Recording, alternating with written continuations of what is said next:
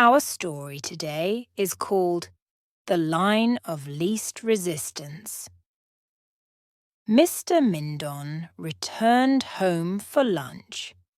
His wife Millicent was not at home. The servants did not know where she was. Mr. Mindon sat alone at the table in the garden. He ate a small piece of meat and drank some mineral water.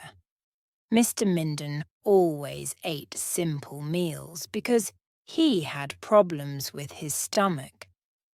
Why then did he keep a cook among his servants? Because his wife Millicent liked to invite her friends to big dinners and serve them rare and expensive food and wine. Mr. Mindon did not enjoy his wife's parties. Millicent complained that he did not know how to enjoy life. She did a lot of things that he did not like. Millicent wasted Mr. Mindon's money and was unpleasant to him. But he never got angry with his wife. After eating, Mr. Mindon took a walk through his house. He did not stay long in the living room. It reminded him of all the hours he had spent there at his wife's parties. The sight of the formal dining room made him feel even more uncomfortable. He remembered the long dinners where he had to talk to his wife's friends for hours. They never seemed very interested in what he was saying. Mr. Mindon walked quickly past the ballroom where his wife danced with her friends. He would go to bed after dinner, but he could hear the orchestra playing until 3 in the morning. Mr. Mindon walked into the library.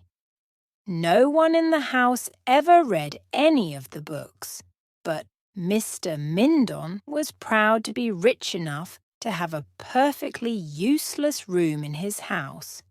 He went into the sunny little room where his wife planned her busy days and evenings. Her writing table was covered with notes and cards from all her friends. Her wastepaper basket was full of empty envelopes that had carried invitations to lunches, dinners, and theatre parties. Mr. Mindon saw a letter crushed into a small ball on the floor. He bent to pick it up. Just as he was about to throw it into the wastepaper basket, he noticed that the letter was signed by his business partner, Thomas Antrim. But Antrim's letter to Mr. Mindon's wife was not about business. As Mr. Mindon read it, he felt as if his mind was spinning out of control. He sat down heavily in the chair near his wife's little writing table. Now the room looked cold and unfamiliar. "Who are you?" the walls seemed to say. "Who am I?" Mr. Mindon said in a loud voice. "I'll tell you who I am. I am the man who paid for every piece of furniture in this room. If it were not for me and my money, this room would be empty." Suddenly, Mr. Mindon felt taller. He marched across his wife's room. It belonged to him, didn't it? The house belonged to him too. He felt powerful. He sat at the table and wrote a letter to Millicent. One of the servants came into the room. "Did you call, sir?" he asked. "No," Mr. Mindon replied, But since you are here, please telephone for a taxi cab at once. The taxi took him to a hotel near his bank. A clerk showed him to his room. It smelled of cheap soap. The window in the room was open and hot noises came up from the street. Mr. Mindon looked at his watch. 4 o'clock.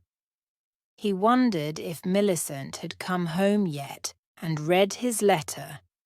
His head began to ache, and Mr. Mindon lay down on the bed.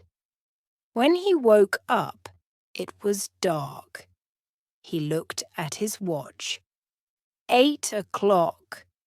Millicent must be dressing for dinner. They were supposed to go to Mrs. Targe's house for dinner tonight.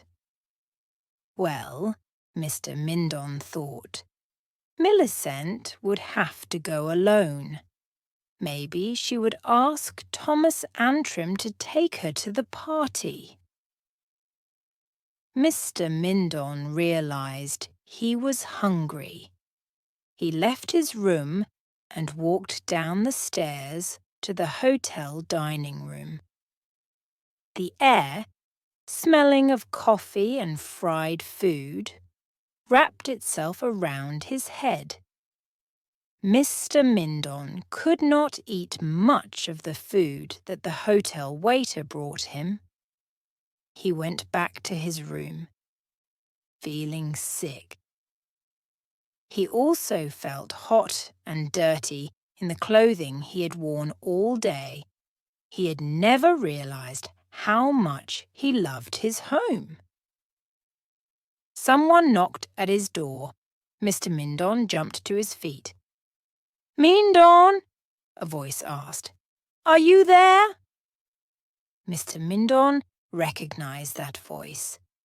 It belonged to Lawrence Maisie. 30 years ago, Maisie had been very popular with women, especially with other men's wives. As a young man, he had interfered in many marriages. Now, in his old age, Lawrence Maisie had become a kind of marriage doctor. He helped husbands and wives save their marriages. Mr. Mindon began to feel better as soon as Lawrence Maisie walked into his hotel room. 2 men followed him. One was Mr. Mindon's rich uncle, Ezra Brownrigg. The other was the Reverend Dr. Bonifant, the minister of St. Luke's Church, where Mr. Mindon and his family prayed every Sunday. Mr. Mindon looked at the 3 men and felt very proud that they had come to help him. For the first time in his married life, Mr. Mindon felt as important as his wife, Millicent.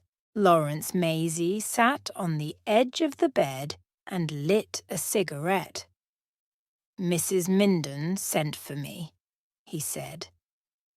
Mr. Mindon could not help feeling proud of Millicent. She had done the right thing. Maisie continued. "She showed me your letter. She asks you for mercy."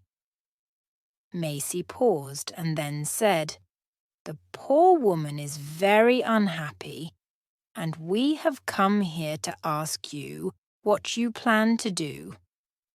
Now Mr. Mindon began to feel uncomfortable. "To do?" he asked. "To do? Well, I plan to leave her." Maisie stopped smoking his cigarette. "Do you want to divorce her?" he asked. "Why, yes, Mr. Mindon replied. Maisie knocked the ashes from his cigarette. "Are you absolutely sure that you want to do this?" he asked. Mr. Mindon nodded his head. "I plan to divorce her," he said loudly. Mr. Mindon began to feel very excited. It was the first time he had ever had so many people sitting and listening to him. He told his audience everything, beginning with his discovery of his wife's love affair with his business partner and ending with his complaints about her expensive dinner parties. His uncle looked at his watch. Dr. Bonifant began to stare out of the hotel window. Maisie stood up. "Do you plan to dishonor yourself, then?" he asked. "No one knows what has happened. You are the only one who can reveal the secret. You will make yourself look foolish." Mr. Mindon tried to rise, but he fell back weakly. The three men picked up their hats. In another moment they would be gone. When they left, Mr. Mindon would lose his audience and his belief in himself and his decision. "I won't leave for New York until tomorrow," he whispered. Lawrence Macy smiled. "Tomorrow will be too late," he said. "Tomorrow everyone will know you are here." Maisie opened the hotel room door. Mr. Brownrigg and Dr. Bonifant walked out of the room.